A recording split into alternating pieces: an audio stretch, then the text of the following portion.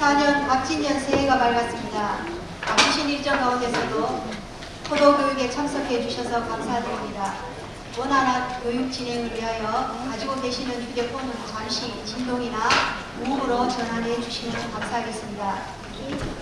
개강식에 앞서 오늘 교육 참석자들을 격려해 주시기 위하여 참석하신 연인을 소개해 드리겠습니다. 참석하셨습니다. 반갑습니다. 경상북도 농업기술원 조영숙 원장님 참석하셨습니다.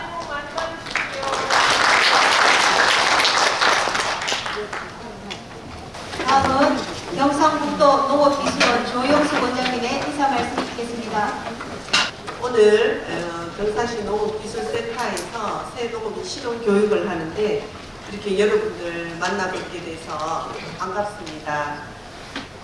올해는 갑진년입니다. 그리고 청룡의 해라고 합니다. 이 청룡은 대운의 그런 기운이 있어서 여러분들 올해 농사도 그렇고 여러 가지로 이렇게 새로운 정기를 맞으시고 또 모든 일에서 만사형통 하시기를 이렇게 기원드리겠습니다. 새해 농업인 실용교육은 우리가 겨울철 농한기를 이용해서 농업 관련 정책뿐만 아니라 새로운 영농 기술과 또 그 품종 소개 등을 통해서 여러분들께서 올해 농사 계획하는데 도움을 주고자 우리가 22개 시군을 대상으로 도에서는 추진하고 있습니다. 전체적으로 농촌진흥청에서 컨트롤 타워가 돼서 추진하고 있는데 우리 도에서는 이제 군의가 대구시로 가서 22개 시군 267회에 한 3만 명 정도 지금 교육을 추진하고 있습니다. 그리고 경산시 센터에서도 주요 품목을 대상으로 12월부터 13회 과정으로 이렇게 운영하고 있는 것으로 압니다. 그리고 여러분들 오늘 시장님께서는 참석을 안 하셨는데 우리 농업기술센터 소장님 그리고 의장님 오셨는데 조금 전에 의장님과 여러 가지 대화를 했는데 의장님께서 많은 그런 우리 도에서 하는 정책에 대해서 말씀을 드렸는데 좋은 얘기를 해주셨습니다. 지금 우리 경상북도에서는 우리 이철우 지사님께서 올해 가장 중요한 핵심 과제로 초저출산과의 전쟁을 선포하셨습니다. 무엇보다도 여러 가지 사업이 중요하겠지만 지금 전문가들이 이렇게 분석을 했는데 우리 그 대한민국이 지금 앞으로 국가 1위로 이렇게 되어 있습니다. 그래서 여러분들 나중에 국가가 손을 댄다고 생각하니까 우리가 이렇게 있어서는 안 된다. 그러면 우리 국가에서도 정책을 펼치지만 우리 경상북도에서 해야 될 일은 무엇인가. 그래서 각종 지금 정책을 발굴하고 지금까지 몇십 조를 지금 초저출산 그 정책으로 이렇게 쏟아부었습니다. 하지만 피부에 와닿지 않는 이런 그 정책으로 지금은 좀 더 이제 피부에 와닿는 이런 정책을 펼쳐야 될 때입니다. 그리고 청년들이 결혼해서 아이 낳고 살기 좋은 이런 경상북도로 또 농촌으로 우리가 만들어 가야 될 의무와 책임이 있는 것 같습니다. 그리고 지금 경상북도는 우리 이철우 지사님께서 23년에 많은 성과를 거두셨습니다. 우리가 국가 산단을 그 세계소 유치를 하고 또 구미 포항에 반도체, 배터리 특화 단지와 여러분들 들어보셨을 건데 글로컬 대학이라고 글로벌 플러스 로컬입니다. 그래서 지금 대학도 학생들이 없어서 많이 힘들어하고 있습니다. 그래서 글로컬 대학을 전국의 10개소 중에 우리 경북에서 2개소를 가지고 왔습니다. 그리고 안동대와 경북도립대가 하나 하고 그 다음에 포항동대 이렇게 해서 2개소를 이렇게 유치했습니다. 그리고 지금까지 역대 최고의 투자 유치를 이끌었습니다. 14조 2억 원 투자 유치를 이끌었고 또 국가 그 투자 예산을 11조 5천억을 확보했습니다. 그래서 역대 국가 예산 확보 중에 하여튼 최고입니다. 그리고 우리 경상북도에서는 여러분들 들어보셨겠지만 경상북도 농업 대전환을 추진하고 있습니다. 농업 대전환이 다른 게 아니고 우리 농업을 좀 더 그 규모화해서 기계화하고 또 첨단 산업화하자 이런 뜻에서 했습니다. 그래서 저희 농업기술원에서도 2023년 작년에 그 4개소를 100헥타 이상씩 다 모았습니다. 그래서 4개소를 전력 특구로 해서 조성을 하고 있습니다. 그래서 이모작을 하고 있습니다. 이모작을 하면 콩과 양파를 하면 거의 소득이 3배 이상, 저희들은 콩과 밀, 또 콩과 조사료 이렇게 하고 있는데 거의 소득이 한 1.5배에서 2배 정도 이렇게 되고 전력 특구가 조성된 곳은 1년차에 그렇게 하고 2년차는 이제 올해가 2년차가 됩니다. 2년차는 농산물 그 부가가치 향상을 할 수 있는 이런 가공사업과 체험을 해서 이제 청년들과 협업해서 지금 그런 활력 있는 농촌으로 이렇게 바꾸어 가려고 합니다. 그리고 여러분들 오늘 그 포도 교육 오신 걸로 압니다. 포도가 우리 경북 도내에는 한 7,400헥타 정도 됩니다. 그리고 경산이 포도 주산지로 알고 있는데 포도 주산지로서 한 4위에 해당됩니다. 그래서 여러분들 샤인머스켓 많이 재배하고 있고 또 샤인머스켓은 우리 경북에서 제일 많이 재배하고 있습니다. 거의 한 70% 이상, 80% 정도가 우리 경북에서 생산이 되고 있습니다. 그래서 샤인이 그 전에 이제 품질이 좀 저품위가 나오면서 농가에서 많은 애로가 있었는데 우리가 23년도에 농업기술원에서 주산단지 4개 시군, 그러니까 경산, 김천, 상주, 또 영천 해서 4개소를 중심으로 그 샤인머스켓 명성회복 프로젝트를 추진을 했습니다. 그래서 지금 품질은 많이 이렇게 이제 고품질로 올라갔는데 아직 가격이 많이 지금 낮은 것으로 이렇게 되어 있습니다. 그래서 우리가 작년에 10개 농가를 응선해서 품평회를 개최해서 상도 주고 했습니다. 그래서 올해도 여러분들 착가량이나 당도나 또 재배 관리하실 때 물 관리 이런 것을 철저히 해서 고품질의 농산물을 무조건 고품질로 만들어야 됩니다.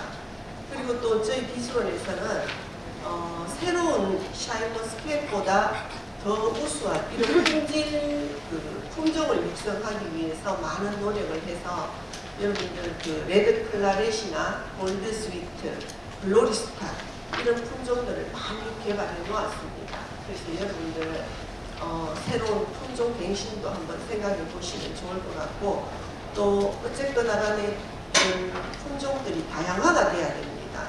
그리고 작년 9월에 우리가 그 레드 클라렛 첫 수출 선적식을 했습니다. 그때 한 2톤 정도 했는데 베트남에 수출을 했는데 상주에서 행사를 했는데 여기에도 참석하신 분들도 계실 겁니다. 그래서 그때 농가 수치 가격이 2kg에 10만 원 정도 받았습니다. 그래서 우리가 고품질로 만들면 팔로는 또 확보할 수가 있습니다. 그리고 이제 여러분들 수출에 맞는 이런 고품질로 만들어야 됩니다. 그래서 저희들도 그쪽으로 신경을 많이 쓰고 있습니다. 그리고 여러분들 이렇게 교육 받으셔서 지금 농업이 어렵다고 많이 합니다.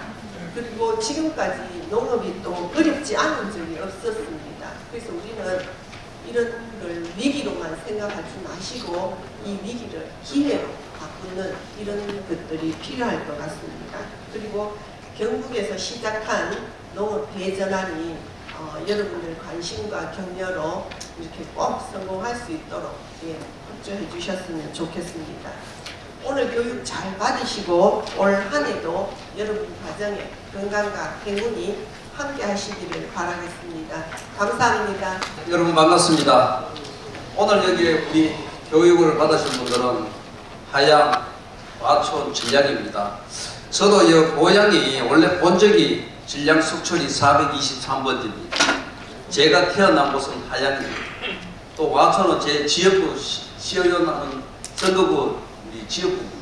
그래서 어느 지역보다도 더 반갑고 오늘 내가 또 하양에도 우리 오늘 총회가 22군데 있는데 총회 인사 가다가 오늘 저 포도장목반에 이렇게 새 영농교육은 꼭 인사를 드려와야 되겠다 싶어서 이렇게 달려왔습니다. 아무튼 오늘 이 새 영농교육을 통해서 우리 세계 업과도 동면에 이렇게 함께 이렇게 인사를 드리게 되어서 조금 반갑다는 말씀을 드리겠습니다. 아까 우리 조영수 우리 농업기술원장님께서도 말씀하셨다시피 우리 농촌은 정말로 날이 갈수록 어려운 가운데서도 이제는 이 농사가 아니라 저는 예술이라고 생각을 합니다. 특히 포도 같은 경우는 샤인머스켓 농가에 그렇게 밭에 가보니까 이거는 나무가 아니라 완전 분재를 피워나는 것이 예술로 이렇게 피우는 것 같습니다. 정말 이게 또 앞으로 계속 기술이 고도화되어 가면서 또 고령화가 되어 가면서 고령화가 되는 데에서는 또 그 기술을 따라가지 못하니까 이 우리 농촌이 더더욱 어려워지지 않겠나 그렇게 생각을 합니다. 아까 우리 원장님께서도 말씀하셨다시피 이 포도도 생산 농산품이 정말로 고품질만 되면 팔로는 충분히 개척을 할 수 있는데 아마 원래 여기에 계시는 우리 포도장목반에서도 좀 서울했을 그런 분야는 있으리라 제가 판단을 하는데 왜냐하면 인근 도시에서는 지자체에서 보조를 해줘서 아마 그 농가에 이렇게 판로를 개척을 했다고 얘기를 하고 있는 것 같은데 그게 어떻게 보면은 재산가격이 묶입니다. 그 지역에서 돈을 지자체에서 농가에 돈을 얼마씩 보조를 해주고 포도값은 싸게 팔고 그 보조를 지자체에서 해주면 돌아가면 매 물레방아처럼 돌면 매 그 자리에 옵니다. 그래서 우리 경산시에서는 어떻게 하기로 했는가 하면 작년에 우리 조현일 시장님하고도 얘기를 했지만 시장님 이거는 보조를 해줘서 우선 파는 게 목적이 아니라 정말로 이렇게 해외 마케팅을 해서라도 우리 해외 개척 시장을 개척을 해보자. 그렇게 해서 원래 해외 아마 그 팔로 개척을 위해서 마케팅 그 사업비를 해서 아마 예산을 좀 씌워놓은 걸로 알고 있는데 아무튼 우리 경산의 우리 포도장목반 여러분들께서 농사 지은 그 생산품들이 정말로 이렇게 고품질로 인해서 고소득을 올릴 수 있도록 우리 경산시에서도 늘 관심을 갖고 함께 노력을 하도록 하겠습니다. 아무튼 올 한 해 이렇게 지난 한 해 지나면서 무엇이 잘못되어서 고품질로 못 갖고 뭐가 부족해서 못했는지 오늘 이래 새 영농교육을 통해서 잘 배워서 원래 2024년도는 정말로 값진 년으로서 값진 한 해 보내면서 값진 그런 농산품이 나올 수 있도록 여기 계신 여러분들께서 늘 이렇게 노력을 해주시면 우리 경산시 의회에서도 우리 영농농민들이 경쟁력을 강화하기 위해서 더 많은 또 예산들과 또 이렇게 장목반에 지원해 줄 수 있는 지원 사업들 늘 관심을 갖고 늘 더 많이 할 수 있도록 노력을 하도록 하겠습니다. 다시 한번 오늘 우리 새해 영농교육에 함께 해주신 모든 분들께 다시 고맙다는 말씀을 드리면서 올 한 해는 여러분들께서 하시고자 하는 일들이 다 소원성취하는 그런 값진 한 해가 되시기를 기원드리면서 새해 복 많이 받으십시오. 고맙습니다. 네, 안녕하십니까. 오늘 새해 농업인 실용교육은 시장님께서 참석하셔서 인사 말씀을 드려야 되는데 갑자기 중요한 일정이 있으셔서 제가 인사 말씀을 드린 점 양해 부탁드리겠습니다. 작년 한 해 포도농사 짓기 많이 힘들으셨죠? 괜찮으셨나요? 예, 작년에 7월에 비도 많이 오고 사실 뭐 여러분들이 많이 고생하셔가지고 좋은 품질을 생산했는데 가격도 좋지 않고 해서 많이 힘들었을 거라고 생각됩니다. 그렇지만 오늘 교육을 좀 받으셔서 좀 더 나은 포도를 생산해 주시면 저희 박충덕 의장님께서 말씀하셨듯이 해외에 적극적으로 한번 판매해 보도록 하겠습니다. 사실 여기 오늘 그 표도 교육인데 그 경산 농업인을 위해 가지고 그 조현일 시장님과 박충덕 의장님을 비롯한 의원님들이 적극적인 지지로 희망적인 사항이 한 3가지 정도 있습니다. 농업인들이 꼭 필요했는데 여기까지 좀 약간 부족했던 점을 올해에는 꼭 여러분들한테 희망을 줄 수 있는 3가지 희망적인 사항이 있는데, 첫째로 사실은 농업인 예산이 한 9%, 거의 한 10% 정도 증액됐습니다. 뭐 여러분도 잘 아시다시피 작년도에 예산 편성이 국가적으로도 많이 힘들다고 했지 않습니까? 경상도 전체 예산이 한 3%, 2.9% 정도 증액됐는데 저희들이 농업 예산은 거의 한 10% 정도 증액됐습니다. 그러한 사항은 여러분들이 힘들어하는 사항을 조혜련 시장님과 박순덕 의장님이 빼저리게 느끼시고 여러분들을 위해서 적극적으로 아낌없는 정책과 실책에 지지를 해줬기 때문에 농업 관련 예산이 늘었지 않나 싶습니다. 그런 의미에서 박순덕 회장님께 박수 한번 부탁드리겠습니다. 네, 의장님 감사합니다. 올 한 해도 저희들이 예산 편성할 때 많은 지지 좀 부탁을 드리겠습니다. 그리고 사실 예산이 늘 때 사실 농업기술원에서도 많이 도와주셨습니다. 사실 경상북도 농업기술원에서도 최금숙 원장님이 저희들이 요구하는 예산을 적극적으로 반영해 주셨는데 원장님 감사합니다. 사실은 농업이 많이 힘들다고 이야기합니다. 아까 원장님도 이야기하셨듯이 농업은 위기임에서도 기회라고 생각됩니다. 사실 이 농업이 발전하지 않은 나라 중에 선진국이 된 나라는 없습니다. 사실 농업이 이렇게 발전할 수밖에 없는 상이 되면 그 나라는 선진국이 될 거라고 생각됩니다. 그리고 희망적인 사항이 한 두 번째가 있는데요.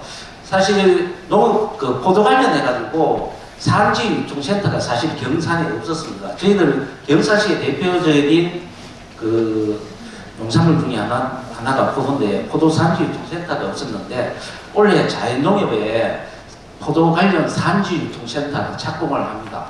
그렇다면 여러분들이 생산한 고품질의 농산물을 잘 선별해가지고 제값을 받고 팔 수 있도록 자연농협하고 저희들이 적극적으로 한번 해보겠습니다. 그리고 세 번째의 희망적인 소식은 경산에 조건법인이 만들어집니다. 작년 12월 달에 창립 총회를 했는데 올 3월 달쯤 되면 정식적으로 조건법인이 출범할 것 같습니다. 조건법인이 만들어지게 되면 조건법인을 통해서 경산에서 생산되는 농산물, 포도, 복숭아, 자두, 대추 제값받고 팔 수 있도록 한번 해보겠습니다. 여러분들도 제값받고 농산물을 팔 수 있도록 좋은 품질의 농산물을 생산해서 납품해 주시면 고맙겠습니다. 그리고 이제 사실 지금 연초 되니까 여러분들 파쇄기를 많이 사용하시죠. 파쇄기 관련해가지고 사용하시면서 사실은 안전사고가 종종 발생하고 있습니다. 저희들 농기계 임대사업소에서 농기계를 임차회가 사용하실 때 가급적이면 안전에 주의해가지고 농기계를 사용해 주셨으면 합니다. 그때 파쇄기 같은 경우는 되게 위험한 기계이기 때문에 적극적으로 안전에 유의해가지고 사용해 주시면 고맙겠습니다. 사실 안전사고는 한순간에 발생합니다. 만약에 힘이 드신다면 저희들한테 이야기해 주십시오. 지금 파쇄기 같은 경우는 농작업 대행도 해주고 있습니다. 시장님하고 의장님이 농작업 대행에 대해서 작년에 말씀하셔가지고 올해는 농작업 대행도 저희들이 해주고 있거든요. 파쇄기 관련해서. 이게 물론 고령자나 사실은 이제 환자 같은 경우에 농작업을 할 수 없는 갑자기 병이 생긴 환자들 같은 경우에 저희들이 대응을 해주는데 진짜 힘드시고 한다면 저희 기술센터에 연락해 주시면 농작업도 대응해 드리겠습니다. 올 한 해 오늘 교육을 잘 받으시고 이 교육받은 내용을 포도 재배 농가에 접목하셔가지고 좋은 품질의 농산물을 생산해 주시면 저희들이 제값받고 할 수 있도록 한번 해드리겠습니다. 여러분들이 웃는 날까지 저희들이 기술센터에서 한번 노력해 보겠습니다. 올 한 해 포도 농사 지으셔서 대박 나시기 바랍니다. 감사합니다. 바쁜 일정에도 불구하고 귀한 시간을 내주신 대비께 다시 한번 감사의 말씀 부탁드립니다. 이상으로 새해놀이 실용교육 포도과정 개강식을 모두 마치겠습니다. 곧 교육을 시작하오니 준비하는 동안 잠시만 기다려 주시기 바랍니다. 지금부터 본 교육에 들어가도록 하겠습니다. 앞으로 약 3시간 동안 포도 재배 기술에 대하여 교육해 주실 배양수 박사님을 소개해 드리겠습니다. 네, 안녕하십니까. 경산시 농업기술센터에서 포도 업무 보고 있는 배양수라고 합니다. 반갑습니다. 오늘 여기 오신 분들은 다들 이제 저보다도 포도 재배 경험이 많으신 분들이시죠. 그렇게 알고 저희가 기본적인 재배법에 대해서는 알고 계시다고 생각을 하고 제가 업무를 하면서 관행적으로 배우셨던 것들 중에서 이렇게 조금 보완했으면 좋겠다 싶은 것들, 그리고 굉장히 중요한 작업인데 너무 쉽게 작업하셔가지고 실수가 생기는 부분들, 그리고 좀 쉽게 갈 수 있는데 별로 안 중요한데 너무 많이 신경 쓰시는 부분들, 그런 것들에 대해서 조금 중점적으로 이야기해보는 시간을 가져보려고 합니다. 강의는 1월달부터 해서 12월달까지 시간 순서대로 가면서 그 시기에 주요 동작업들에 대해서 다뤄보겠습니다. 일단 근 몇 년간 샤인머스켓 진행면적이 엄청 많이 늘었죠. 계속 늘다가 작년에는 이제 주춤했습니다. 가격이 안 좋으니까 주춤하게 됐겠죠. 경산에는 포도가 1,150헥타 정도 있는데 그 중에 절반 정도가 샤인머스켓이 차지를 하고 있습니다. 2022년에 재작년에 포도 가격이 워낙 안 좋아가지고 엄청 시끄러웠는데요. 작년에는 결국 재작년보다도 가격이 더 안 좋았습니다. 9월 기준으로 샤인머스켓이 15,000원대가 나왔고요. 10월 달에는 11,000원도 채 안 되는 가격이 나왔어요. 반면에 거봉이 가격이 샤인보다 더 좋았고요. 그리고 캔벨 같은 경우에는 3kg지만 9월, 10월 달에 2만원이 넘어가는 가격대가 나왔습니다. 이렇게 샤인 가격이 이제 안 좋아지니까 저희한테 제일 많이 문의 오시는 게 그거예요. 새로운 품종이 뭐가 있냐, 샤인을 뽑아내고 싶은데 뭘 심으면 되냐, 이렇게 문의 오시는 게 제일 많은데요. 그래서 저희한테 재배 강의보다도 품종에 대해서 강의를 해달라 이런 요구도 있어요. 근데 저희가 새로운 품종에 대해서 교육을 하게 되면 선생님들께서 원하시는 대답을 드리기는 어려워요. 선생님들께서 원하시는 대답 품종은 이런 거죠. 당도는 더 높아야 되는데 숫기는 빨라야 되고, 가격은 더 좋은데 물량은 많이 나왔으면 좋겠고, 알속기도 좀 안 하면 좋은데 지배력 힘도 한 번만 하면 좋겠고, 이제 그런 거를 원하시는데 뭐 유튜브나 묘목상에서 홍보하는 거를 보면 무슨 뭐 기적의 품종이 되게 많아요. 매년 기적의 품종이 나오는데 저도 제발 좀 그런 게 있었으면 좋겠습니다. 그런 홍보하는 그런 매체를 보고 너무 현혹되시지는 않으셨으면 좋겠어요. 거봉, 예를 들어서 2020년에 거봉 가격이 이렇게 나올 때 이제 이걸 캐내고 샤인을 심으시잖아요. 그러면은 2년간은 아예 소득이 없어요. 포도는 그의 소득을 볼 수가 없잖아요. 그러면은 오히려 가격이 지금 더 안 좋아지는 상황이 오게 되면 손해가 굉장히 크죠.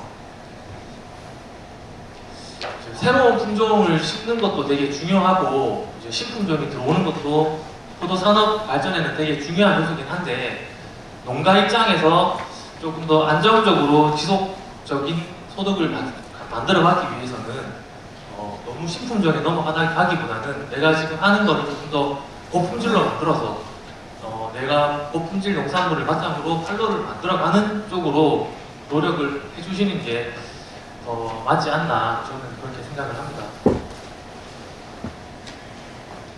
샤인머스켓이 고품질 포도가 되려면 700g 송이 기준으로 만들어 주셔야 되고 당도는 하단 기준으로 해서 최소 17브리스 나와 주셔야 돼요.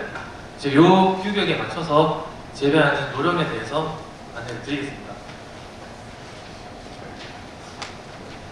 경사는 논이 굉장히 많잖아요.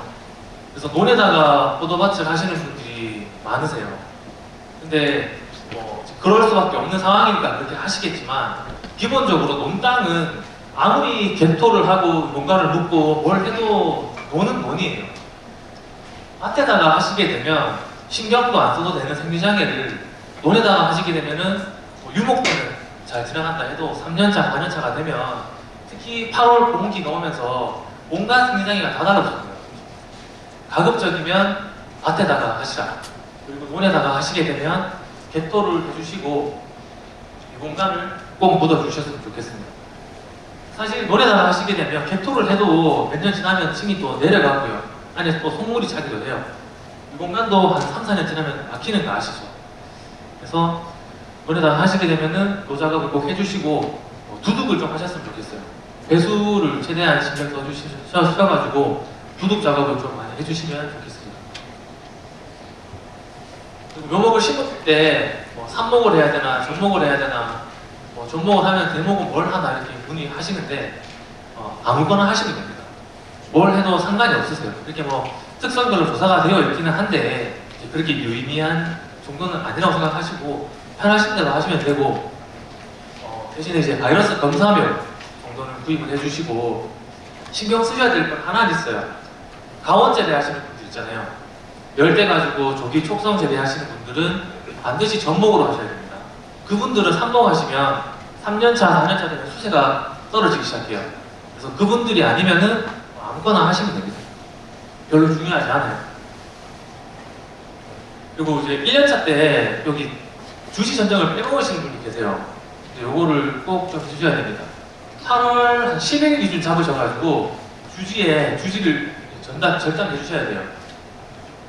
8월 10일보다 빨리 하게 되면 겨순이 터버려가지고 문제가 생기고요. 8월이 지나고 하시면은 내년도 dun이 충실하게 만들어지지가 않습니다. 8월 초에 적심을 해주셔야 되고 그리고 주지에서 1년차 때 견눈을 떼실 때는 주지를 바로 다 뜯지 마시고요. 한 두세 개는 남겨놓고 제거를 해주시면 좋아요. 뜯다 보면은 그 내년에 틀 눈까지 상처를 받을 수가 있거든요. 그래서 1년차 때는 그렇게 해주시면 되고 그리고 1년차 때 주지가 자라가는 길이는 한 2에서 3m 정도로 만들어 주셔야 됩니다. 질소 많이 넣으셔가지고 막 5, 6m씩 뽑아버리시는 분들 계신데요. 이렇게 하시면 내년에 꽃눈이 충실하지가 못해요. 질소가 과다하다는 말이거든요. 한 2.5m 정도 기준으로 만들어 주시면 됩니다. 1월 달에는 특별히 하실 건 없으세요. 새해 노후빈 실험교육 들어주시면 되고 그리고 보조서 1월 초에 신청하잖아요. 그거 하시면 되고 특별하게 보도밭에는 하실 게 없으세요. 대신에 겨울에 측장은 올려서 관리하는 거 아시죠? 이게 이제 춥다고 바람 막아준다고 내려서 하시는 분들 계신데 측창을 내리게 되면 안쪽에 온도가 올라갑니다. 그러면은 일교차가 커지게 되죠. 온도차가 켜지게 되면 동화 양분의 손실을 받아요. 그래서 동해를 받기 쉽습니다.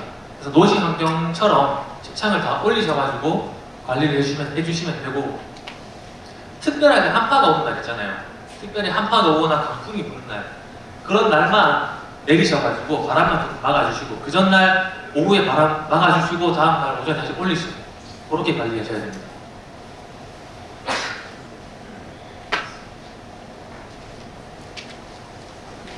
이렇게 주지가 혹시 갈라지는 분 계신가요? 이렇게 요거는 전년도에 관수량이 부족했거나 아니면은 월동 전에 반수가 충분히 해주지 않아서 건조해서 오는 피입니다. 이제 내 나무, 내 밭에 이런 게 보이면은 일단 뭐 농사 짓을 때는 크게는 문제는 없으세요. 근데 그러면은 다음에는 반수량을 조금 더 늘려서 충분히 반수를 해주시면 좋겠다. 2월달이 되면 전정을 시작합니다.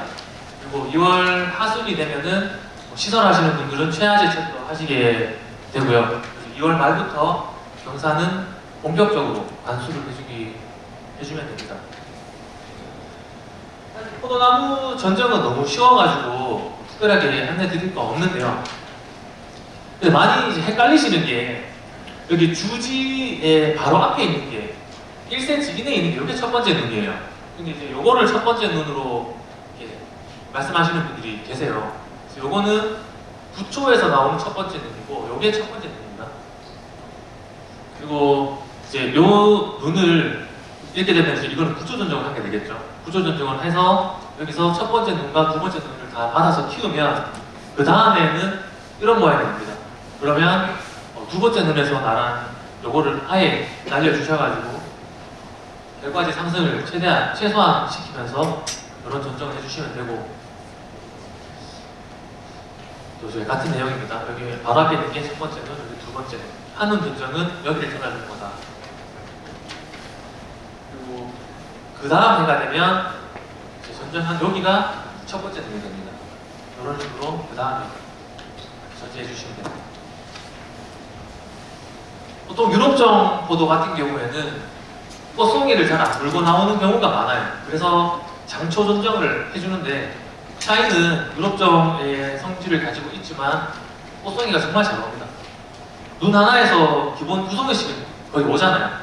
그래서 단초 전정을 해주시면 된다. 장초 전정을 하게 되면 눈이 많이 나오잖아요. 그러면 이제 개화기 전까지는 전년도 동화양분을 얼마나 효율적으로 사용을 하느냐가 관건이에요. 그래서 눈을 많이 남게 되면 쓸데없이 양분 소모만 생기는 거거든요. 결과지만 올라가게 되고. 그리고 장초 전정을 하게 되면 만약에 두 눈, 세 눈 전정을 하면 분명히 위에 눈이 손이 더 잘 나옵니다. 밑에 눈은 이만큼밖에 안 나는데 위에 눈 이만큼이 자라요. 근데 내가 이거 순이 자란 거를 보기 전에는 잘라낼 수가 있어요. 근데 순이 나왔다, 위에 게 좋은 게 뻔히 보이면 사람 마음이 얘를 제거할 수가 없습니다. 그래서 애초에 안 보도록 미리미리 단초 전정을 해주시면 됩니다. 이게 희생화 전정 내용은 아시죠? 이제 뭐 밑에 눈이 다치지 않도록 위에 벽벽에서 전정을 하는 건데 굳이 하실 필요가 없습니다. 샤인은 눈에서 4cm 정도만 확보가 되면 말라서 오는 피해는 없기 때문에 이런 건 하실 필요 없습니다. 편하시게 하시면 됩니다. 이제 부초의 굵기가 보통 모나미 볼펜 기준으로 많이 잡잖아요. 부초가 모나미 볼펜보다 가늘다 싶으면은 주지 전정하시면 되고, 그 이상 숫자가 올라왔다 그러면은 부초 전정하시면 됩니다. 근데 만약에 주지의 굵기 자체가 볼펜보다 가늘다 그러면 그 나무는 그 이제 가늘어지는 부분부터 다시 주지를 잘라서 주지를 새로 받으셔야 돼요. 수세가 너무 떨어지면 그 해가 지나도 수세가 쉽게 안 올라옵니다. 그래서 주지를 전당하셔서 다시 키워주시면 된다. 만약에 주간이 아예 못 올라오는 경우도 있었어요. 너무 못 자라가지고. 그럴 때는 밑에 거부터 한 두세 눈 남기시고 주간을 그냥 강하게 잘라주세요. 그러면 순이 올라오거든요. 거기 순 올라올 때 내가 키우고 싶은 거 하나만 남기고 다 없애지 마시고 일단 한 3개 정도 키우세요. 이렇게 보시고 수세가 잘 올라온다 싶으면, 수세가 세다 싶으면은 3개를 같이 키우다가 나중에 내가 쓰고 싶은 거 하나 제대로 쓰시면 되고, 수세가 약하다 싶으시면은 눈을 떼가지고 하나만 세게 키워주시면 됩니다. 이렇게 새로 받아주셔야 돼요. 말씀 주셨던 주지가 너무 가늘면은 선단에서부터 이제 간을 잔뜩 굵어지기 시작하면 어느 정도 굵기가 오는 부분에서 전단을 해주시고 부분을 새로 키워주시면 된다.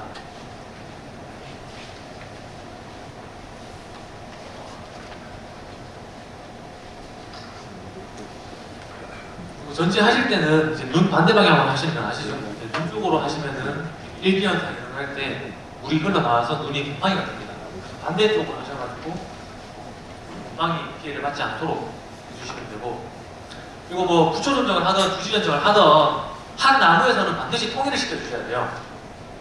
한 나무 내에서 여기는 부초 전정하고 여기는 주지 전정하게 되면 주지에서 눈이 안 듭니다. 그래서 무조건 통일을 하셔야 돼요. 섞어서 하시면 안 됩니다. 이것도 마찬가지죠. 왼쪽에는 주지 전정을 했고 오른쪽은 부초 전정을 했잖아요. 부초하는 전정을 했잖아요. 이렇게 되면 여기는 눈이 뜨는 데 반해서 이쪽에 눈이 안 뜹니다. 무조건 통일을 해주셔야 됩니다. 그리고 주지에 이제 눈이 좀 충실하지 못해서 이제 결손이 생기면 옆에 거 눕혀서 키우시면 되는 거 아시죠? 그냥 메꿔주시면 돼요. 메꿔가지고 빈 부분을 눈 다 받아주시면 되고, 만약 옆에서 좀 빈다 그러면 눈을 2개 받아가지고 빈 부분 또 메꿔주시면 됩니다. 그렇게 유동적으로 면적을 잘 활용을 하시면 돼요. 그리고 감벌을 잘 안 하시더라고요. 근데 조금 장기적으로 봤을 때 수세를 안정화시키기 위해서 감벌만한 수세 잡는 방법은 없어요. 뭐 이제 선당부에 부초를 수를 괜히 더 받아가지고 뒤에 이제 받았다가 뒤에 눕혀가지고 수세를 빼는 경우도 있고, 뭐 뿌리 끊기도 하고, 그리고 인상가리 그거를 인산을 뿌리기도 하고, 뭐 온갖 방법을 하는데 그런 거는 이제 일시적인 방법이고요. 근본적으로 나무의 수세를 잡기 위해서는 감벌을 해주셔야 됩니다.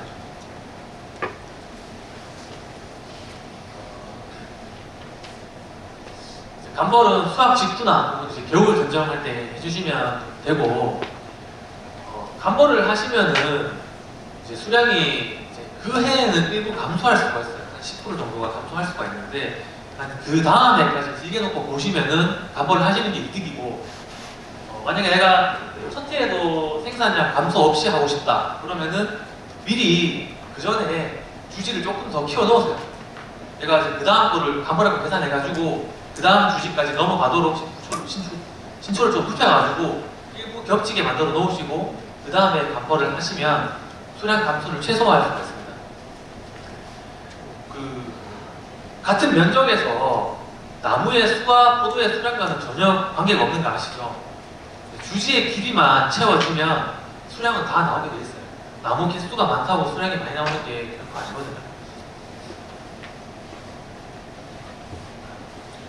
포도나무를 심고 1년차가 되면 뿌리가 2m가 자랍니다. 그리고 2년이 지나면은 3m만큼 자라요. 3년이 지나면 4m가 자랍니다. 4년차가 되면 5m가 돼요. 근데 우리 심을 때 어떻게 심죠? 삽목은 2m형으로 심으시잖아요. 1.5m 심는 분도 많이 봤어요. 그리고 이제 전목을 심어도 3, 4m 간격으로 심으시잖아요. 그러면 3년만 지나도 뿌리 부분이 지상부를 다 차지하게 돼요. 그래서 그 다음 해가 되면 이제 TR율이라고 그러잖아요. 지하부와 지상부의 비율이 맞아야 되는데 4년차, 5년차 되면 지상부가 훨씬 많아지죠. 그러니까 당연히 순이 많이 트고 수세가 강하게 되고 그런 생리장애가 오게 됩니다. 자, 최하지 처리는 시설하시는 분들이 꽂는 발화를 촉진하기 위해서 해주시는데, 메디트청을 1:1 비율로 섞어가지고 눈에다가 찍어주시면 돼요. 붓으로. 스프레이로 뿌리시는 분들도 계신데 그렇게 하면 소실이 너무 많아서 이것도 한 3, 4만 원 하거든요. 이거 한 통이면 다 할 수 있어요. 붓으로 찍으시면. 그렇게 해주시면 됩니다. 2월 말에 관수를 충분히 하시고 작업을 하시면 돼요. 꽂는 발화를 먹기 위해서 최하제를 2번 하는 경우도 있고 중간에 아상 처리까지 하고 이렇게 하는데 이건 너무 과다해요. 해주면 좋긴 한데 이렇게 다 하기 힘드니까 최하제 처리를 해주거나 아상 처리를 해주거나 둘 중 하나만 해주셔도 됩니다. 그리고 아상 처리 하실 때 반대로 하시는 분들이 계세요. 이제 눈에서 선단 쪽으로, 그러니까 눈에서 위쪽으로 1cm 위에다가 하셔야 돼요. 근데 이거를 반대로 밑에다가 하시는 분들이 계시거든요. 이렇게 하시면 안 하는 데만 못합니다. 이게 원리를 조금 생각을 하시면은 실수를 안 하실 텐데, 주지 선당 부분에서 옥신이 나오잖아요.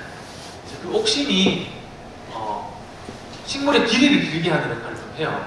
그래서 옆으로 타고 내려오면서 주지가 자라나려면은 옆에 벼순이 덜 터야 되잖아요. 안 터야 주지가 자라잖아요. 그래서 옥신이 내려오면서 여기 벼순이 안 나게 합니다. 그래서 옥순이 지나가지 않도록 체간을 조금 잘라줘요. 이러면은 여기 옥순 농도가 낮아지기 때문에 순이 잘 발화를 한다.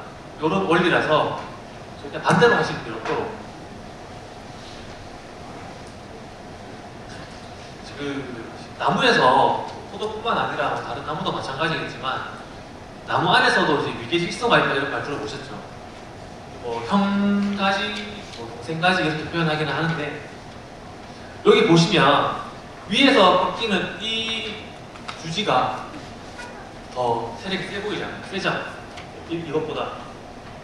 만약에 위에서 나오는 이 주지가 세력이 약해버리면 약하고 얘가 세잖아요. 그러면 위에서 꺾인 것 중에 세제가 약한 데는 포도가 충실하게 안 옵니다. 열매가 잘 안 자라요. 그래서 위에서 꺾여서 형가지가 수세가 세게 가야 되고 동생이 약하게 가야 돼요. 이렇게 되면은 밑에서 나온 이 가지도 영양분이 다 갈 수 있거든요.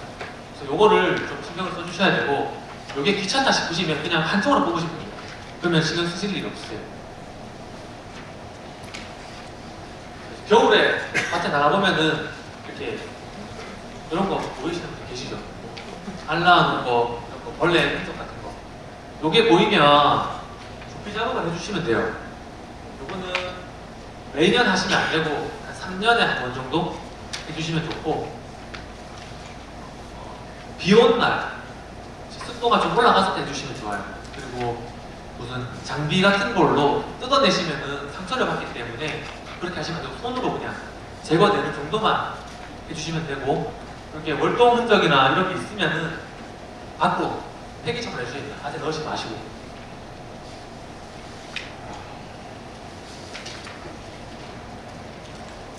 겨울철 관수는 사실 언제든 해주셔도 상관이 없어요. 근데 이제 우리가 물을 줄 수 있는 여건이 안 되기 때문에 2월 말부터 해주는 거고 2월 말부터 관수하면은 문제가 없습니다. 제가 이거 빨간색으로 적어놨잖아요. 근데 요게 생각보다 잘 안 지켜져요. 300평에 최소 10에서 15톤씩은 반드시 주셔야 돼요. 2월달 관수를 시작하게 되면 수확이 끝나고 그리고 이제 겨울을 넘기 전까지 이 물은 반드시 주셔야 돼요. 술 나올 때 물을 줄이라 그리고 수확기 때 물 줄이라 이런 이야기 들어보셨죠? 근데 물을 아무리 줄여도 이거 이하로 주시면 안 돼요. 이만큼은 최소한 주셔야 돼요. 300평이 10톤이거든요. 1년에 보면 하루 평균 증발산량이 증산작용하는 거 그리고 이제 자연적으로 분해되는 거를 보면 하루에 2mm가 증발을 해요. 2mm면은 2톤입니다. 2mm가 2톤이에요. 그러니까 하루에 2mm니까 5일이면 10톤이죠. 이거는 물을 더 많이 주는 게 아니라 토양에서 있던 물이 없어지는 것만큼 채워주는 수준이 이 정도 수준이에요.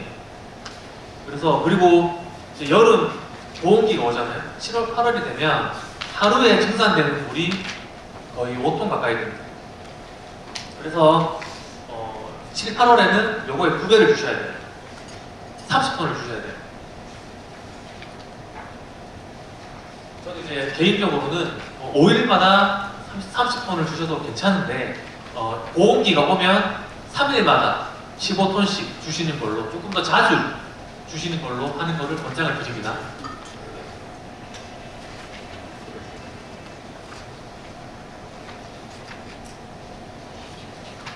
그리고 이제 스프링클러로 줘야 되나 뭐 점적으로 되나 할 수 있는데 뭐든 상관없고요.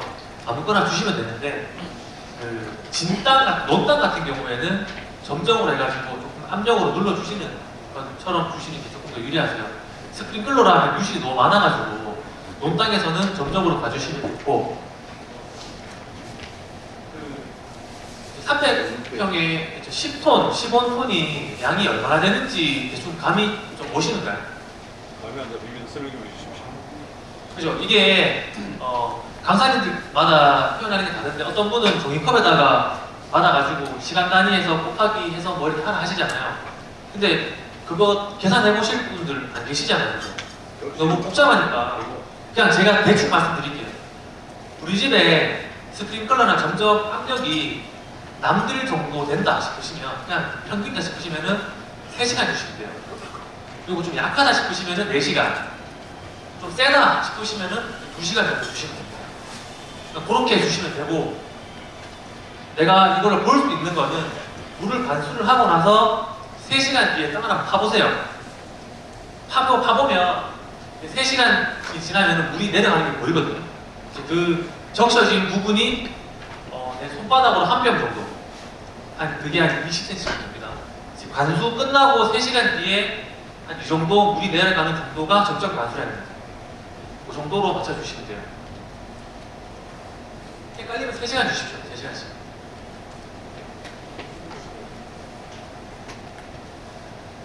이제 보시면은 이제 반화전 물을 주기 시작해서 잎이 나오기 시작하면은 상대적으로 건조하게 관리.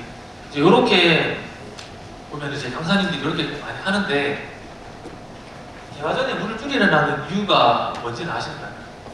개화전에 물을 왜 줄여야 되죠?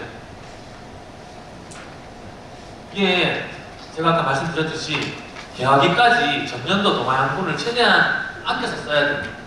그래야 꽃이 필 때 집중적으로 이 양분을 쓸 수가 있는데 그전에는 강압성에서 잎이 만들어내는 양분량이 적거든요. 잎이 작기 때문에. 물을 줄이라는 이유는 수세를 떨어뜨리려고 그러는 거예요. 결국에는. 근데 이 물을 줄이라는 게 한번 생각해 보시면 좋은 게 원래는 질소 함량이 적으면 물을 굳이 안 줄여도 돼요. 근데 저희가 아무리 질소를 적게 주라고 말씀을 드려도 절대 질소를 적게 주지 않을 거라고 알기 때문에 돌려가지고 물을 적게 주라는 겁니다. 질소가 많기 때문에 물이 많이 들어가면 순이 웃자라 버리니까.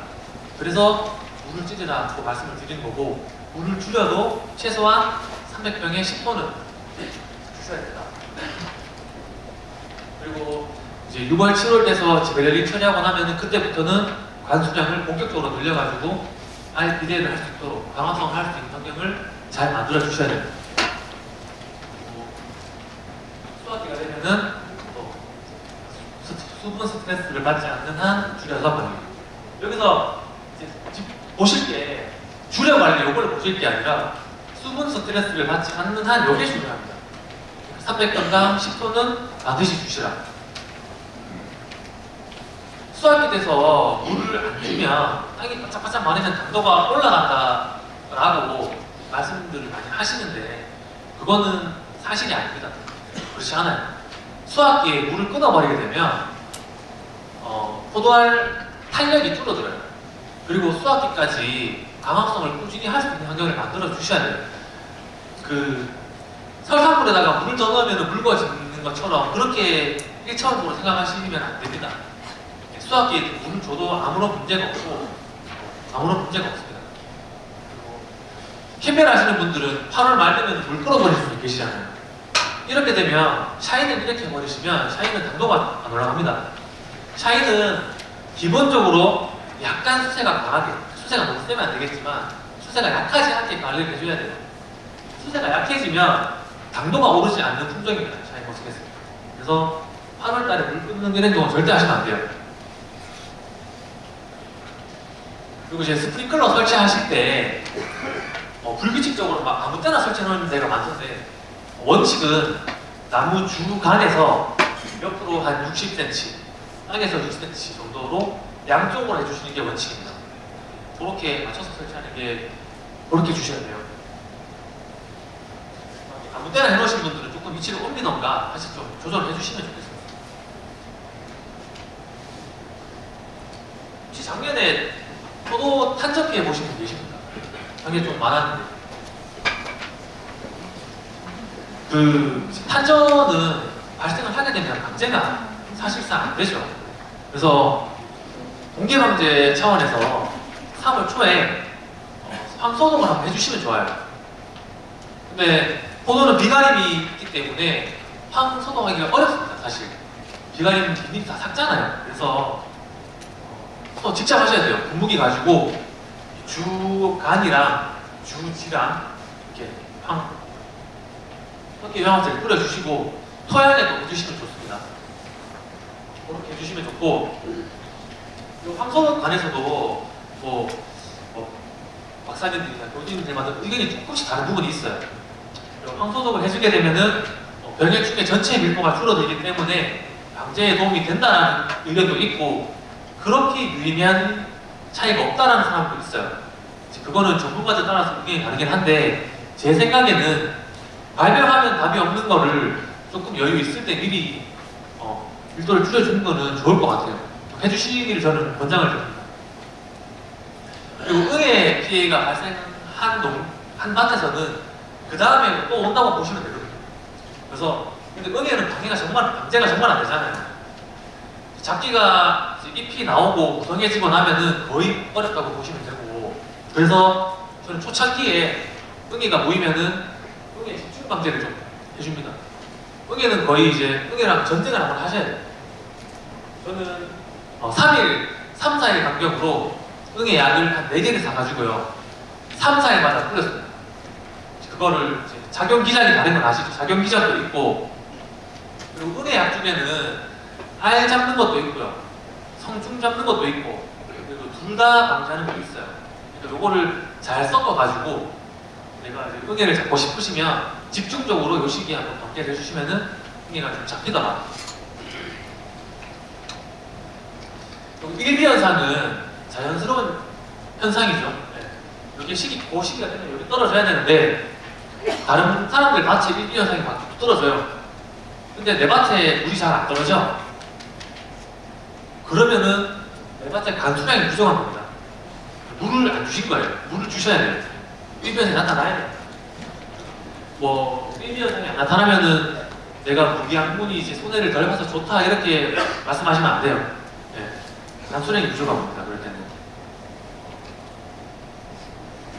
4월 달에는 노린재 방제를 좀 해주시면 좋고, 만약에 새순이 나올 때 우리 나무가 조금 수세가 약한 것 같다, 남들보다 조금 더디다 싶으시면 이렇게 뭐 질산칼슘이나 내양효소를 600평 했을 때 3kg 미만, 소량이죠.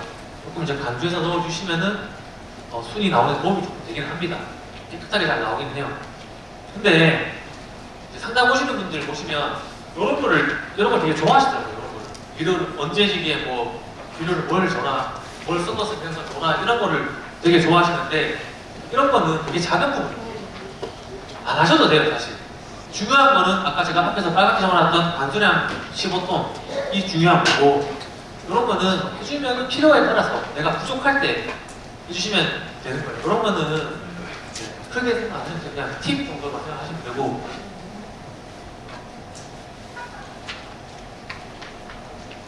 그 4월달에 저온 피해 받으시는 분 조금 이제 가끔씩 생기는데, 사실 요 정도 저온 피해가 생기게 되면은 테두리가 살짝 까맣게 가죠.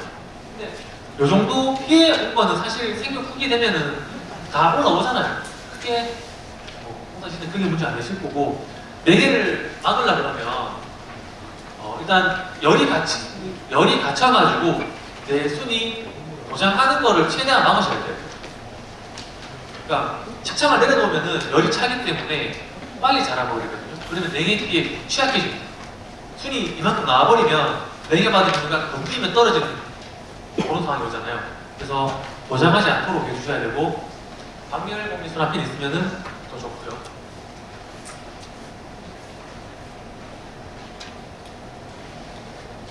제가 아까 전에 1년차 때는 2.5m 수준으로 해줘야 된다고 말씀드렸잖아요. 요 나무 지금 이제 3년 차에 들어간 나무거든요. 사진 잘 안 보여요. 주지 길이가 거의 10m예요. 3년 차 때. 질소가 엄청 많은 거죠. 이렇게 되니까 순이 안 나옵니다. 이게 뒤에는 순이 나왔는데 요 나무는 순이 하나도 안 나왔어요. 그러니까 질소가 너무 많았던 거죠. 너무 도장을 한 거고 주지 적심도 안 해준 거고. 이런 원인이 이제 전년도에 수확을 너무 늦게 해가지고 수확을 늦어도 10월 초까지는 끝내야 되는데 10월 말까지 달아나서 그 다음에 사용할 동화양분이 만들어지지 않았을 수도 있고, 질소가 너무 많아가지고 탄소랑 질소 비율이 안 맞아서 꽃노무라가 안 됐을 수도 있고, 꽃자랑도 있고, 그래서 적정량 10일 해주시고 질소를 줄이셔야 돼요. 질소를 줄이고 적기 수확 해주시고 8월 초에 주지 선정 꼭 해주시고, 뭐 꽃송이 나올 때부터 요때 저희가 파수 정리를 개화하기 한 일주일 전 때쯤 하시잖아요. 근데 포토에 나올 때부터 미리미리 하면 안 되냐 보니까 보시는데 뭐 하셔도 상관없습니다. 네, 이때는 그냥 이제 손이 열이기 때문에 손톱으로 그냥 톡 해주셔도 떨어지거든요. 이때 뭐 해주셔도 괜찮고 하시게 되면은 뭐 일손 경감도 좀 되고 아무래도 모양 분이 집중이 되겠죠. 근데 뭐 선택 사항입니다. 굳이 뭐 안 하셔도 상관없습니다. 자, 네, 작년에 자란 가지가 이렇게 넓적하다. 요거는 넓적해 보는 모양으로 납작해지는 거는 질소과다입니다. 너무 많이 자란 거예요. 요렇게 얄쌍하게 되는 거예요. 동그랗게. 요게 정상적인 거고, 요거는 후세가 너무 센 거예요. 같은 시기인데 4월 16일인데 순 이만큼 나올 동안에 순이 안 나오죠. 이렇게 되면 이렇게 되면은 일단 감벌해 주셔야 되고 질소 줄이셔야 돼요. 요렇게 만지면 안 돼요.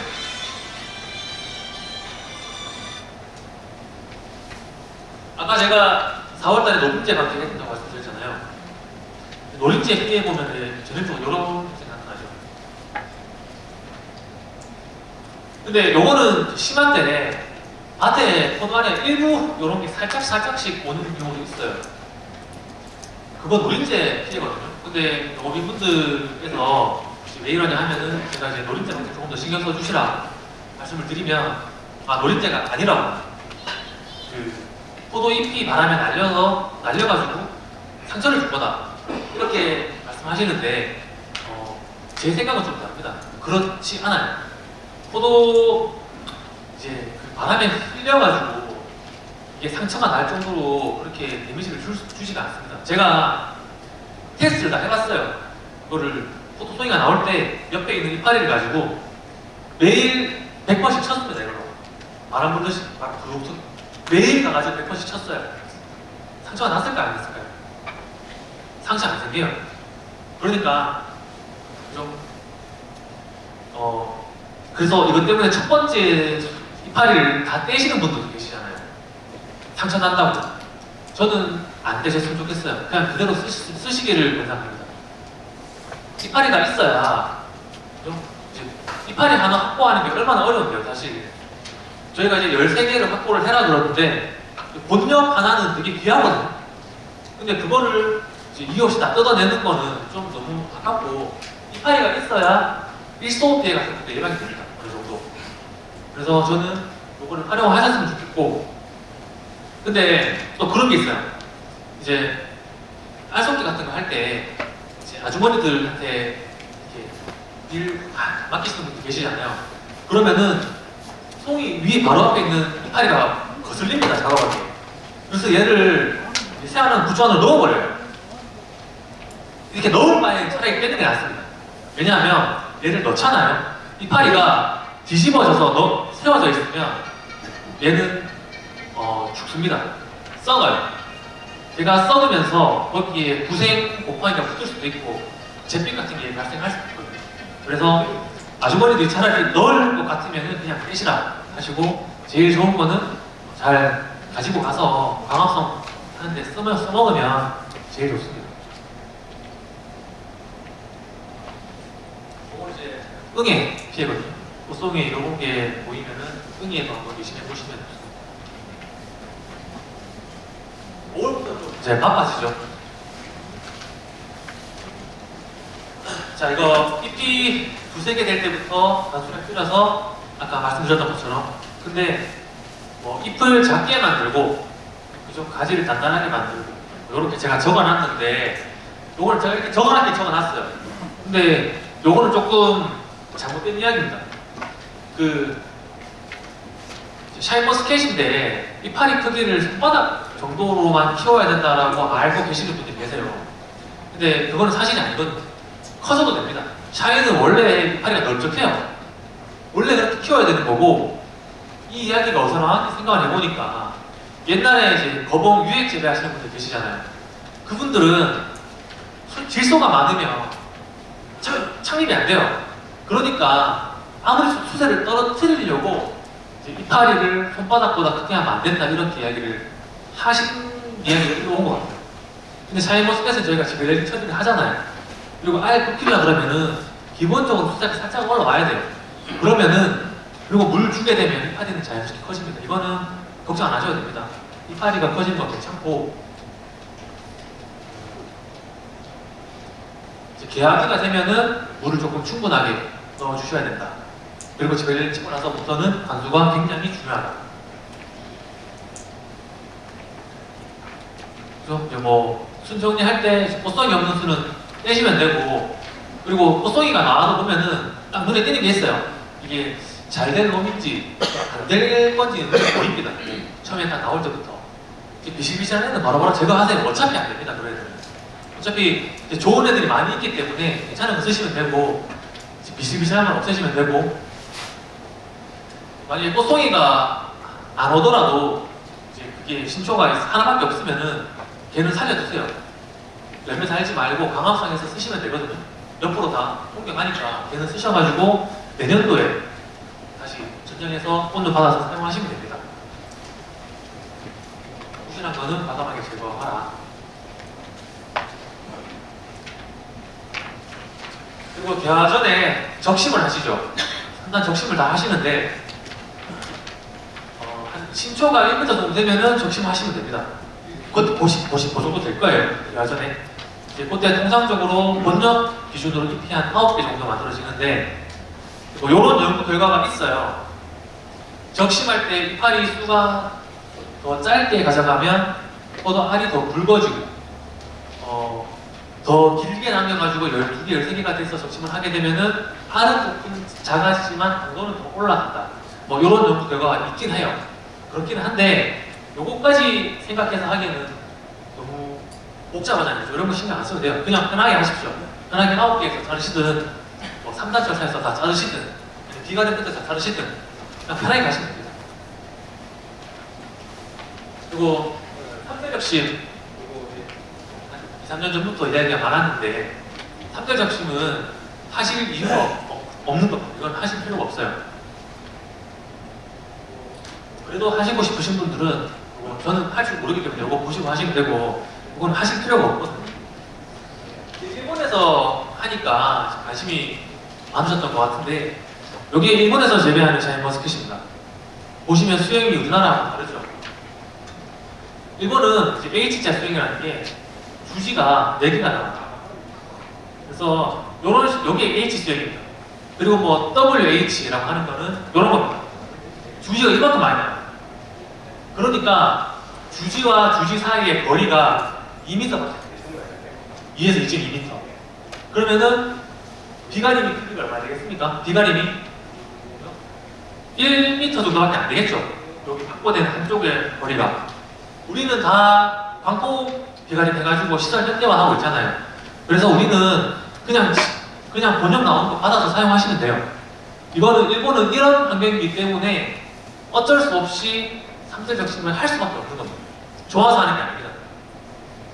근데 우리나라도 삼대적심을 해야 되는 사람이 있을 수 있어요. 어느 분이냐 하면 옛날에 캠벨이나 NBA 엄청 옛날 시설 있잖아요. 비가림 1m밖에 안 되는 거. 그런 데에다가 내가 굳이 샤인을 심겠다. 그렇게 하시는 분들은 삼대적심 하셔야 돼요. 근데 그런 분들 없잖아요. 권장되고 싶지도 않고. 샤인은 비를 맞으면 노균이 붙기 때문에 그렇게 하시면은 굉장히 불리합니다. 그래서 우리나라에는 안 맞다. 그리고 이제 포도 농사는 뭐 잎관리, 물 관리라 그러잖아요. 고품질 포도를 만들려 그러면 포도 한 송이에 잎알이 13개를 확보를 해야 된다 그러지 않습니까? 이거 다들 알고 계시잖아요. 그러면은 자 수확기는 뭐 9월 중하순으로 정해져 있어요. 그러면 내가 13개 잎알이를 최대한 빨리 만드는 이득입니다. 그죠? 최대한 빨리 13개를 확보를 해서 얘를 뭐 다만 1, 2주라도 강화성을 더하도록 만들어줘야 고품질 포도가 만들어지는데 내가 나오는 놈을 자꾸 적심을 해요. 그러면은 일주일, 10일 멈춰버리죠. 그러면은 입수 확보하는 데 너무 불리한 거예요. 시간적으로 불리한 거예요. 그리고 이제 광합성 효율을 보면 번옆이 있고 이제 부초에서 나오는 옆이 있잖아요. 그러면은 번옆이 강화수 효율이 제일 좋아요. 그래서 뭐 일본 보면은 막 이빨이 16개, 17개 그러는데 걔네는 부초를 활용해서 본연만큼 효과를 내려 그러면은 15개 이상 만들어줘야 됩니다. 그래서 우리는 광폭에서 본연으로 확보하는 게 제일 유리하다. 최대한 빨리 확보를 해서 오래 강화수를 시키는 게 제일 좋다. 그리고 입술을 13개 만들 때 그게 확보가 안 되시는 분들도 종종 계세요. 뭐 결과지가 올랐든 뭐 확보가 좁든 아니면은 실수가 많아서 짜랐든 그러시는 분들은 자, 요거를 이제 주지라고 요거를 이제 새로 나온 수준이라고 볼게요. 그러면 이게 이제 본접이잖아요. 하고 옆에 부초가 나와요. 요 이파리를 사용하십시오. 다 떼지 마시고. 만약에 요게 하나, 둘, 셋, 넷, 다, 일곱, 여덟 개, 9개밖에 안 돼요. 그러면은 9개밖에 안 될 때 요거를 사용을 하시면 하나, 둘, 셋, 넷, 다, 6개를 확보를 하시게 되면 14, 15개 되잖아요. 그렇게 쓰셔도 됩니다. 부족할 경우에는. 저는 근데 이 방법을 조금 권장을 드리고 싶어요. 네. 이건 뭐 호송이 필 때 뭐 기온이 안 맞든 고온이 오든 실수가 많든 해서 가수 유행이 오는데 그냥 결정하고 사용하시면 된다. 호송이 다듬기는 봉지 씌우기 전까지 한 2~3번의 처리를 하시는 거고 최대한 빨리 해주시면 좋습니다. 최대한 빨리 내가 원하는 최종 호송이 모양을 만들어 주시는 게 가장 좋고 GA 1차 찍고 나서 7일 뒤부터 가능합니다. 일찍 섞을수록 품질을 올리는 데는 유리하고요. 보통 이제 8월 달이 되면 착색기에 들어가잖아요. 착색기가 지나고 나서 8월 달 돼가지고 아 송이가 너무 큰 것 같은데 아니면 나무가 힘이 너무 딸리는 것 같은데 싶어서 알을 떨어뜨리거나 알 섞기를 해도 품질 향상에는 전혀 도움이 되지 않습니다. 품질을 올리려고 하면 착과량을 수확기 전에 줄여야 돼요.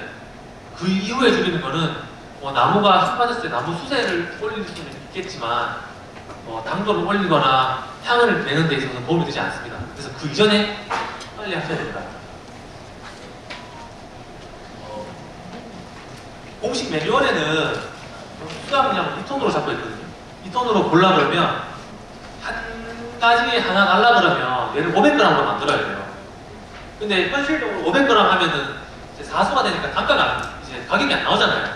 그래서 700g으로 하셔야 되는데 700g으로 하게 되면 한 가지 하나 달면 안 돼요. 원래는 이제 10개, 7개를 달아야 되는데 근데 이제 저희가 좀 타협을 해서 현실에 맞춰가지고 한 가지 하나 700g 하면은 한 2.5톤 이상 나올 거예요.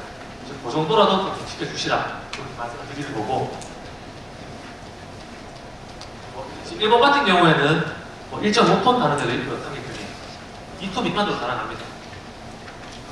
일본 포도가 맛있다 그러는데 우리나라도 1.5톤 달면요 무조건 맛있습니다. 맛이 없을 수가 없어요. 1.5톤 달면 20%에서 다 넘어갑니다. 일단 첫째가 가장 중요한 게 착과량이에요. 착과량. 이 정도 700g을 만들려면 꽃송이가 얼마나 돼야 되나?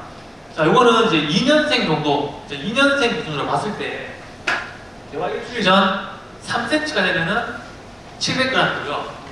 4년차, 5년차 가게 되면은 800g 나옵니다. 그래서 내가 유목이다 그러면은 3cm, 성목이다 그러면은 2.5cm로 만들어 주셔야 돼요. 근데 이게 쉽지가 않죠. 이렇게 작게 해가지고 되겠나 싶은 마음이 드실 거예요. 그래도 좀 과감하게 해주시는 것이 좋다.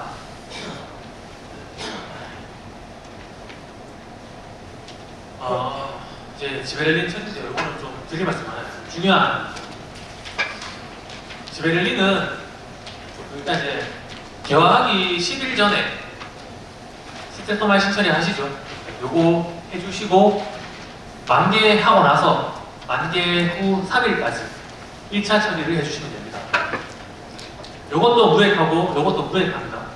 1차 처리할 때 물 8배에다가 지베렐린 하나, 그리 하나 811 이거 잘 아시잖아요. 그죠? 이렇게 해주시면 되고 2차는 1차는 시기가 굉장히 중요합니다. 시기. 요 시기를 꼭 지켜주셔야 되고 2차는 시기는 조금 여유로워요. 1차 찍고 나서 한 2주 정도 그때쯤에 요 농도로 같은 농도를 해주시면 됩니다. 일단 기본적으로 농도는 요렇고요. 지베렐린 처리할 때 제일 관여하는 거는 나무의 세력이거든요. 이제 모르겠으면 그렇게 하시면 되고 내가 조금 요령있다 하시면은 2차 때 벽걸이를 조금 뭐 넣든 아니면 조금 빼든 하셔가지고 그렇게 만들어 주시면 그런 건 이제 유동성을 발휘하시면 됩니다.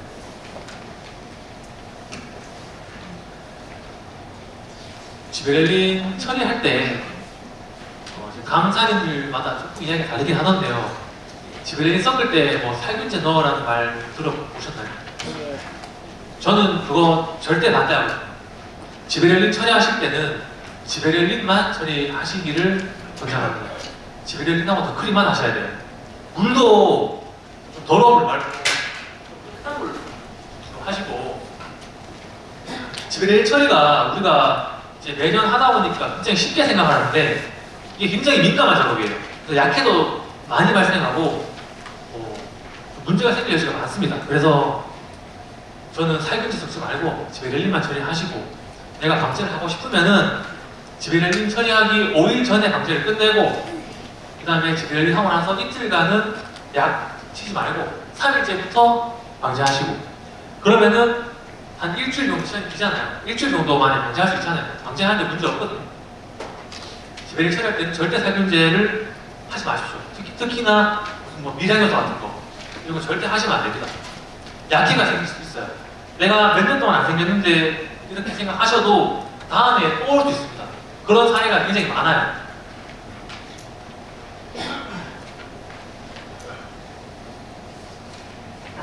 이제 놈 2기까지 금지.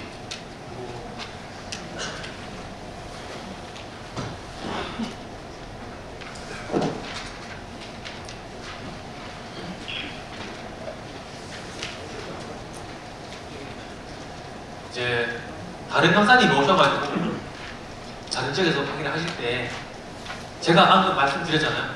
만개하고 나서 3일까지 이때는 반드시 해야 된다고 말씀드렸는데 어떤 분이 이렇게 말씀하셨어요. 만개 전에 만개까지 한 80% 됐을 때 더크리 농도를 1ppm으로 처리를 해라. 저는 만개 끝나거나 3일 내에 2.5ppm이었잖아요. 그러면은 이분은 더 빠르게 더크리 농도를 더 낮게 하라고 말씀을 하신 거예요. 둘 다 맞는 얘기거든요. 근데 제가 이걸 왜 가져왔냐면 혼돈하실까봐 가져왔어요. 헷갈리실까봐. 자, 이렇게 하는 이유, 제가 만개 3일까지라고 말씀드렸잖아요. 근데 만개 3일이 지나면 절대 안 되거든요. 그러니까 최대한 늦게 처리를 하는 거예요. 왜 늦게 처리를 하냐? 왜 늦게 할까요? 알속기 적게 하려고 합니다. 알속기 적게 생겨서 하려고. 그래서 최대한 늦게 있다가 하는 거고요. 그리고 시기가 늦기 때문에 더크리를 2.5ppm으로 가져가 주는 거예요. 이분이 왜 이런 이야기를 했냐면 작년에 파진 때문에 시끄러웠거든요. 그러니까 농민분들이 무슨 바쁜 일 생기고 하면은 하루 이틀 늦을 수가 있잖아요. 그래서 그런 거를 방지하기 위해서 조금 일찍 하는데 더크리를 약하게 해라. 그래서 이야기를 하신 거예요. 그러니까 이분도 생각한 이야기를 한 거고 저도 이렇게 말씀을 드린 건데 이거를 혼돈하시면 안 돼요. 80%때 2.5를 해도 안 되고 만개 3일 때 얘를 해도 안 돼요. 그래서 저는 통상적으로 많이 알고 계신 게 요거기 때문에 그냥 이렇게 하셨으면 좋겠어요. 헷갈리지 마시라고. 대신에 시기는 꼭 지켜서. 혹시 이제 내 포도에 잔알이 좀 바뀌었다. 수확기에 보니까 홍할 만한 알이 막 군데군데 박혀있다 싶으신 분들 이런 분들 계세요? 혹시 그거 이유가 뭔지 아시나요? 그 원인? 모르시나요? 이거는 이제 1차 지베렐린이 잘 안 돼서 그렇습니다. 어떻게 잘 안 됐냐면 골고루 잘 안 묻은 거예요. 지베렐린 처리할 때 원칙은 올라내고 컵 담는 거 있잖아요. 쥐직 나오는 거. 지베렐린 처리기로 하는 게 가장 좋습니다. 그렇게 하셔야 돼요. 하셔야 되는데 보통 1차 할 때는 그냥 컵에다가 담그시는 분들 많으시죠, 그죠? 이렇게 뭐 3초 담가라 그러잖아요. 근데 그냥 담가서 그래요. 얘를 넣고 나서 내가 컵에 담그잖아요. 그러면은 얘를 흔들어주세요. 그 안에서 담고 넣고 이걸 붙잡고요. 3초 동안 흔세요. 왜냐하면 이게 꽃송이가 작잖아요. 그러면 물에 담글 때 안에 공기증이 생길 때가 있어요. 그런 애들은 젤리는 잘 안 붙거든요. 그냥 담궈만 놓으면. 그래서 그런 게 없게 하려면은 얘를 넣고 3초를 흔들어주면 공기가 다 빠지면서 골고루 잘 묻어요. 그리고 3초라는 게 최소 3초예요. 4초가 돼도 되고 5초가 돼도 돼요. 그러니까 충분하게 잘 묻도록 처리를 해주시면 된다. 그렇게 하시면 자날이 없어집니다. 자날 안 생긴다 그랬잖아요. 그리고 속이 굵기가 나는 분들 계십니까? 균일하지가 않고 어떤 거는 굵고 어떤 거는 작고 이쪽 편은 굵고 이쪽은 바늘고 얇고 그렇죠? 그 선생님 지베렐린 2차 때 지베렐린 처리 뭘로 하셨어요? 처리기로 안 하셨죠? 단가죠, 그죠? 그러니까 2차 때도 지베렐린 처리기로 하셔야 되고 그리고 이게 귀찮다 하시는데 2차 되면은 송이가 크잖아요. 그러면은 이 약통도 무거워요. 이것도 들다 하다 보면은 그냥 처리기가 오히려 더 편하고 그 스프레이 뿌리는 분들 계시거든요. 그냥 쭉 뿌리시는 분들 이렇게 하시면은 2차 때 처리가 골고루 안 됩니다. 그러면은 처리가 많이 된 쪽은 굵어지고 잘 안 된 데는 얇아지고 통상적으로 한쪽은 굵고 이렇게 흰 분들 보면 대부분 이걸로 뿌립니다. 뿌리시고 진행하시는 분 그렇게 하시면 안 돼요. 지베렐린 처리기로 골고루 묻혀주셔야 돼요. 그렇게 하면은 크기가 균일해집니다. 2차 때 덧글이 없이 지베렐린만 하면은 뭐 빨리 익는다더라 이런 얘기 들어보셨어요? 이거는 뭐 그렇긴 해요. 근데 왜 그러냐면 자 덧글이가 없잖아요. 덧글이가 없으면 아예 굵기가 덜 굵어집니다. 그러니까 아예 굵기가 덜 굵으니까 그냥 빨리 익는 것 뿐이에요. 특별한 게 아닙니다. 별로 그런 게 아니에요. 요령과 생각 안 해요. 그런 원리다. 덧글이하고 풀매트 차이는 다들 잘 아시죠? 덧글이는 이제 빵 옆으로 뽀방하게 어금니 모양, 하트 모양으로 만드는 거고 풀매트는 좀 길쭉하게 일본에서 쓰는 거고 덧글이는 좀 상대적으로 껍질이 조금 두껍고 풀매트는 껍질이 얇고 식감이 좋고 고품질 포도에 적합하다. 근데 사실 공판장에 나가려면 얘가 유리하죠. 풀매트로 하시는 분들은 본인이 이제 고품질 포도 만들어가지고 개별적으로 판매하시는 분들은 잘 활용하시면 되고 풀매트는 껍질이 얇은 대신에 알이 그때만큼 잘 안 굵어요. 그죠?